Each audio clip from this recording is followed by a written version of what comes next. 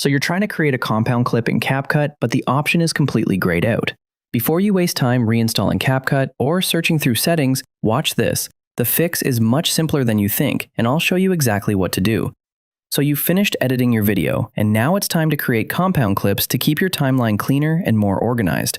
You start grouping your clips just like normal, and everything seems to be working perfectly.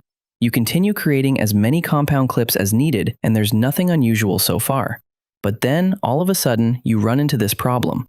The Create Compound Clip option is no longer available. It's completely grayed out. At this point, you're probably wondering what happened. Everything was working just a moment ago, your editing is finished, and right at the final step, you're stuck with this issue. It can be really frustrating. So let's find out what's causing it. To identify the problem, you'll need to undo the compound clips one by one until you find the one that's causing the issue. In my case, I accidentally created a compound clip from just a single item, and that's exactly what caused the problem. Now let's fix it. Instead of creating a compound clip from only one clip, I'll select that clip together with another one and create the compound clip again. Now let's try the exact same step that wasn't working before. This is the exact point where we got stuck earlier because the Create Compound Clip option was grayed out.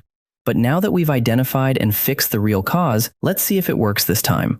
I'll select both clips, right-click, and yes, the Create Compound Clip option is back. So the real culprit was creating a compound clip from a single item.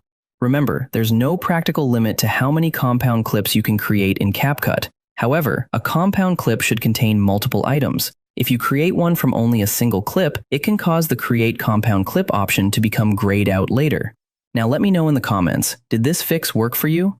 And if you've discovered another useful CapCut trick, share it in the comments so everyone can benefit from it.